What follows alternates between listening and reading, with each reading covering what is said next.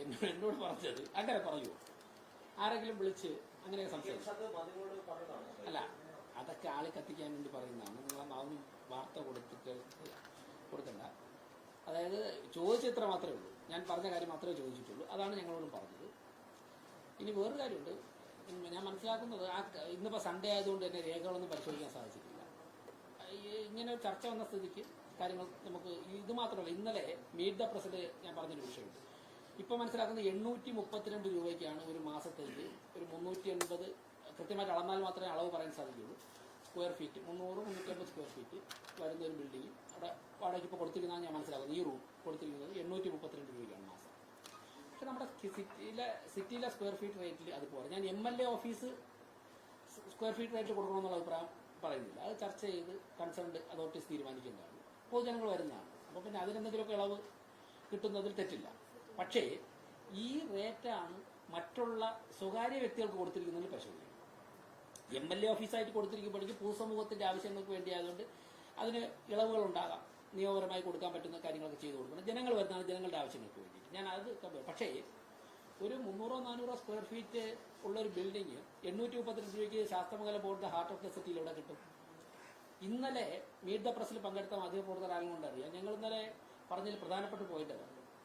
ഇപ്പൊ സിറ്റിയിൽ ഏറ്റവും കുറഞ്ഞൊരു സ്ക്വയർ ഫീറ്റിന് ഒരു 30 രൂപ മുതൽ 50-60 രൂപ വരെ സ്ക്വയർ ഫീറ്റിനുണ്ട്. 300 സ്ക്വയർ ഫീറ്റ് ഇൻറ്റു 50 രൂപ വെച്ചാണെങ്കിൽ മാസം എത്ര രൂപ വരും? എത്ര വരും? 300 സ്ക്വയർ ഫീറ്റ് 50 രൂപ വെച്ചാണെങ്കിൽ 10000 രൂപ. 10000 രൂപ 10000 രൂപ കോർപ്പറേഷന് കിട്ടേണ്ടതാണ് 832 രൂപ. ഞാൻ MLA ഓഫീസായിട്ട് കമ്പയർ ചെയ്യാനല്ല, നിങ്ങൾ അങ്ങനെ വാർത്ത കൊടുക്കരുത്. ഒരു സ്വകാര്യ വ്യക്തിക്കും ഈ റേറ്റിലാണ് കൊടുത്തിരിക്കുന്നതെന്നുണ്ടെങ്കിൽ അപ്പം നമുക്ക്, ഞാൻ വേറെ പോയിന്റോട്ടാണ് ഇപ്പം പറയുന്നത്, കോർപ്പറേറ്റിലെ 100 കണക്കിന് ബിൽഡിംഗ് കൊടുത്തിരിക്കുന്ന തുക പരിശോധിക്കേണ്ടി വരുമെന്നാണ് ഈ വാർത്ത വ്യക്തമാക്കുന്നത്.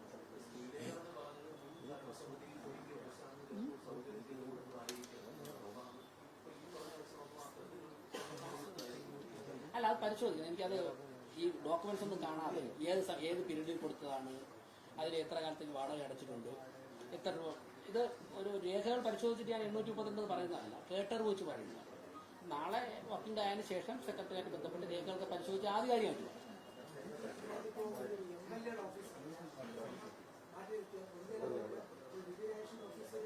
ഏറ്റവും പ്രധാനപ്പെട്ട പ്രൈം ലൊക്കേഷനിലാണെങ്കിൽ അവിടെ വന്ന് കാണാം എന്നുള്ളതാണ് ഇതിനകത്ത് നമുക്ക് കിട്ടുന്ന സൗകര്യം. അപ്പോൾ ഈ കോർപ്പറേഷൻ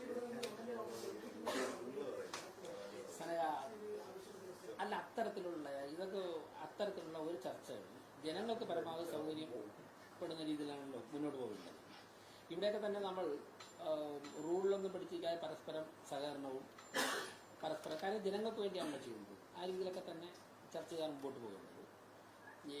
ഞാൻ ഇന്ന് ഈ കോണ്ടക്സ്റ്റിൽ പത്രക്കാരെ കാണാം എന്ന് മാധ്യമപ്രവർത്തകർ രാവിലെ പലരും വിളിച്ചിരുന്നു. അപ്പോൾ ഞാൻ പറഞ്ഞു ഇത് അത്ര വലിയൊരു വിവാദമാക്കേണ്ട വിഷയമല്ല എന്ന് പറഞ്ഞിട്ട് ഒഴിഞ്ഞു മാറി. പക്ഷേ ഈ കോണ്ടക്സ്റ്റിൽ കാണാമെന്ന് ഉദ്ദേശിച്ചത് നിങ്ങളൊക്കെ മനസ്സിലാക്കേണ്ടത്, നമ്മുടെ കോർപ്പറേഷന്റെ കണ്ണായ സ്ഥലത്ത് 100 കണക്കിന് കെട്ടിടങ്ങൾ ഇതുപോലുള്ള വാടകയ്ക്ക് കൊടുത്തിട്ടുണ്ടെങ്കിൽ പരിശോധിക്കും വേണ്ടേ. 15000 രൂപ കോർപ്പറേഷന് കിട്ടേണ്ടത് 850 രൂപ കിട്ടുന്നുവെങ്കിൽ ഒരു വർഷം എത്ര രൂപ നഷ്ടം? 1.5 ലക്ഷം രൂപ കിട്ടേണ്ടടുത്ത് 1.5 ലക്ഷം അല്ല, 1,80,000 രൂപ കിട്ടേണ്ടടുത്ത് വെറും 10,000 രൂപ പരിശോധിക്കണം. തീർച്ചയായിട്ടും പരിശോധിക്കും. അല്ല, കഴിഞ്ഞ കൗൺസിലിലൊക്കെ ഇത് സംബന്ധിച്ച് ഒരു തീരുമാനം വന്നിട്ടുണ്ടായിരുന്നു. അപ്പൊ അതിൽ നടപടികളൊന്നും ഉണ്ടായിട്ടില്ലേ? ഈ കെട്ടിടങ്ങളുടെ വാടക പുതുക്കണം എന്നാവശ്യപ്പെട്ടുകൊണ്ട്. അത് ഞങ്ങളുടെ ഈ ഭരണസമിതി വരുന്നതിന് മുമ്പുള്ള കൗൺസിലാണ്. ഇല്ല, കഴിഞ്ഞ കൗൺസിലിലൊക്കെ പലതവണ ഇത് വന്നിട്ടുണ്ട്. ഞാൻ പറഞ്ഞു ഈ ഭരണസമിതി ഈ പുതിയ ഇലക്ട് ചെയ്ത ആൾക്കാരുണ്ടല്ലോ, ഡിസംബർ 9 നടന്ന തെരഞ്ഞെടുപ്പിൽ ഇലക്ട് ചെയ്ത ആൾക്കാർ വരുന്നതിന് മുൻപാണ്. പരിശോധിക്കും, ആ ഡോക്യുമെന്റ്സ് പരിശോധിക്കും.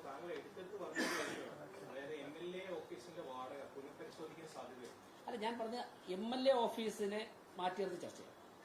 MLA ഓഫീസിന് നമുക്ക് എന്ത് ഇളവ് കൊടുക്കാൻ സാധിക്കും, നിയമപരമായിട്ട് എന്ത് ഇളവ് കൊടുക്കാൻ സാധിക്കും.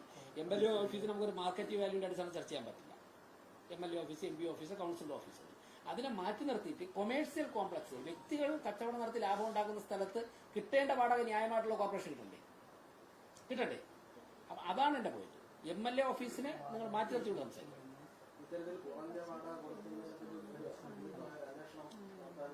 അടിയന്തരമായിട്ട് ചെയ്യും. അടിയന്തരമായിട്ട് അടുത്ത ദിവസം സ്റ്റാൻഡിംഗ് കൗൺസിലൊക്കെ വന്ന് ആദ്യത്തെ കൗൺസിൽ യോഗം കഴിഞ്ഞാൽ ആദ്യ നടപടികൾ വാഹനങ്ങളെ കുറിച്ച് അന്വേഷിക്കുക. കോർപ്പറേഷൻ എത്ര വാഹനങ്ങളുണ്ടോ അതിന്റെ ഫിസിക്കൽ വെരിഫിക്കേഷൻ നടത്തണം. എത്ര വാഹനമുണ്ട് എവിടെയൊക്കെയാണെന്ന് ചോദിച്ചാൽ അറിയില്ല. ഈ നമ്മുടെ ഈ ബിൽഡിങ്ങിന്റെ 4 ചുറ്റും വാഹനങ്ങൾ കിടപ്പുണ്ട്. ലക്ഷക്കണക്കിന് 8 ലക്ഷം 10 ലക്ഷം രൂപയുടെ ജീപ്പൊക്കെയാണ് അവിടെ കിടക്കുന്നത് വാങ്ങിയ സമയത്തുള്ള.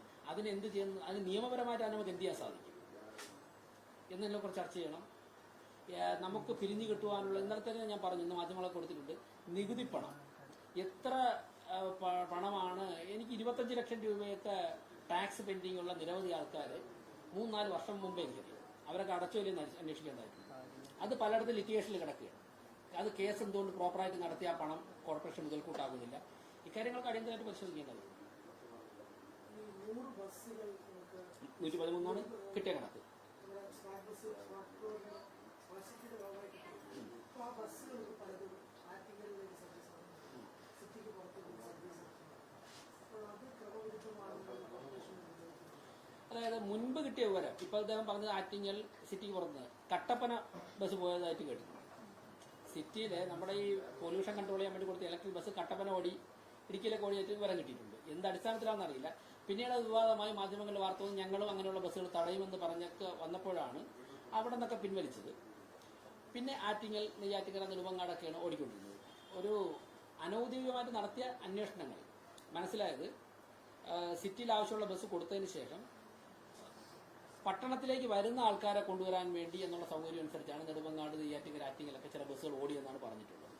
പക്ഷേ യഥാർത്ഥത്തിൽ ഇപ്പോഴും സിറ്റിയുടെ ഉൾഭാഗങ്ങളിൽ ബസ്സിന്റെ ആവശ്യമുണ്ട്.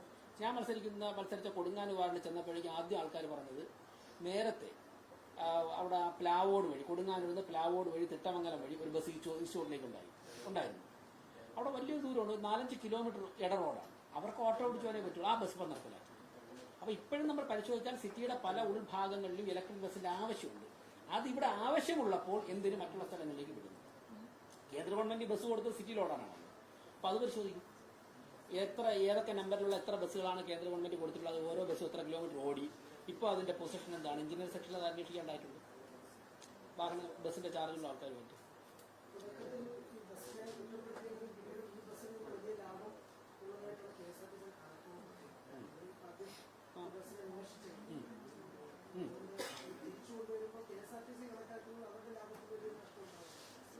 KSRTC ലാഭം നഷ്ടം നോക്കിയിട്ട് KSRTC ഉത്തരവാദിത്വം, കോർപ്പറേഷന്റെ ഉത്തരവാദിത്വം. കോർപ്പറേഷന് കേന്ദ്ര ഗവൺമെന്റ് എന്ത് തന്നിട്ടുണ്ട് അത് കോർപ്പറേഷന് പ്രയോജനപ്പെടും.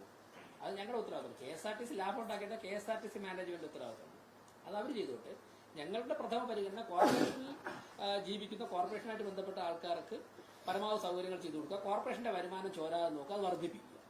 നമുക്ക് കിട്ടിയിട്ടുള്ള വാഹനങ്ങളൊക്കെ തന്നെ കൃത്യമായിട്ട് പരിപാലിച്ച് ഉപയോഗിക്കുക എന്നുള്ളത് നമ്മുടെ ഡ്യൂട്ടി. അത് നമ്മൾ കൃത്യമായി എന്ന് പറഞ്ഞിട്ടില്ല. അങ്ങനെയൊന്നും ഞാൻ പറഞ്ഞിട്ടില്ല. പരിശോധിക്കുക മാത്രമേ പറഞ്ഞിട്ടുള്ളൂ. ഇനി ഒരു ന്യായമായ കാരണം കൊണ്ട് ഏതെങ്കിലും ഒരു ഉത്തരവാദിത്തപ്പെട്ട ഘടകത്തിലെടുത്ത തീരുമാനത്തിന്റെ അടിസ്ഥാനത്തിലാണ് പോകുന്നതെന്നിരിക്കട്ടെ, ആ പോകുന്നുണ്ടെങ്കിൽ പ്രശ്നമില്ല. ഇപ്പൊ 1-2 വ്യക്തികൾ അവരുടെ മാനസികാവസ്ഥ വെച്ചിട്ട് സിറ്റിയിൽ ഓടേണ്ട ബസ്സിനെ അയച്ചു കഴിഞ്ഞാൽ നമുക്കത് പരിശോധിക്കാം. അല്ല, ഏതെങ്കിലും ഒരു ഉത്തരവാദിത്തപ്പെട്ട ഘടകത്തിൽ കൺസേൺ അതോറിറ്റി ചർച്ച ചെയ്ത് രേഖകൾ പ്രകാരം അങ്ങനെ പോകുന്നതെങ്കിൽ അത് ആരോഗ്യകരമായിട്ടാണെന്നുണ്ടെങ്കിൽ നമുക്ക് ആ രീതിയിൽ ആലോചിക്കാം. MLA-യുടെ കാര്യത്തില് ഈ അടിയന്തരമായി ഒഴിഞ്ഞു കൊടുക്കണോ വേണ്ട എന്നുള്ളത് എന്തെങ്കിലും തീരുമാനം? ഇന്ന് രാവിലെ വാർത്തയല്ലേ ഉള്ളൂ. ഞാൻ ഒരാളിനോട്, ശ്രീലേഖ ചേച്ചിയോട് അല്ലാതെ ഒരാളിനോടും ഇക്കാര്യം സംസാരിക്കാൻ പറ്റില്ല. അവരുടെ വെർഷൻ പറഞ്ഞു, അതാണ് മാധ്യമങ്ങളോട് പറയുന്നത്. കോർപ്പറേഷൻ ഇക്കാര്യത്തിൽ എന്താ? അങ്ങനെയൊന്നും കോർപ്പറേഷന്റെ ഒറ്റ തീരുമാനം ഒറ്റയ്ക്ക് മേയർക്ക് പറയാൻ പറ്റും. എന്തെങ്കിലും കരാർ വല്ലതും ഉണ്ടോ ഈ കൊടുത്തിരിക്കുന്നത്? ഇന്ന് ഞായറാഴ്ചയില്ലേ ഈ രേഖകൾ കാണണ്ടേ? ഈ രേഖകൾ മേയർക്ക് രേഖകൾ ലഭിക്കണമെങ്കിൽ ഏതെങ്കിലും ഉദ്യോഗസ്ഥനോട് വരണ്ടേ? ആ ഉദ്യോഗസ്ഥനോട് ആവശ്യപ്പെട്ട രേഖകൾ കിട്ടുള്ളൂ. പരിശോധിച്ചിട്ട് പറയാം.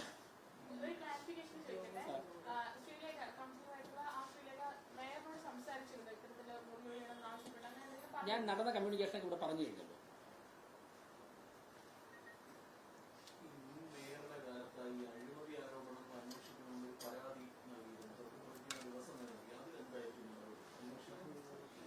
അതിൽ തന്ന നമ്മുടെ ശ്രീകുമാർ എന്നല്ലേ, അതിൽ 2 കേസാണ്. SC ഫണ്ടിന്റെ. അതിൽ 3 FIR രജിസ്റ്റർ ചെയ്തിട്ടുണ്ട് ഓൾറെഡി.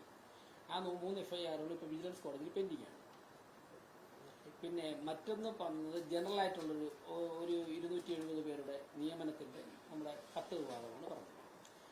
അപ്പോൾ പിന്നെ ജനറലായിട്ട് അഴിമതികൾ എന്നിട്ട് തന്നിട്ടുള്ളത്. എന്തായാലും ഞങ്ങളുടെ സംസ്ഥാന അധ്യക്ഷൻ പറഞ്ഞ കാര്യങ്ങൾ ഇതൊക്കെ ഉണ്ട്. ജനങ്ങളുടെ നികുതി പണം കട്ടെടുത്തവരും ഈ പണമൊക്കെ തന്നെ തട്ടിക്കൊണ്ടുപോയവരൊക്കെ തന്നെ തീർച്ചയായിട്ടും നിയമ നടപടി നേരിടേണ്ടി വരുമെന്ന് പറഞ്ഞതിലെല്ലാം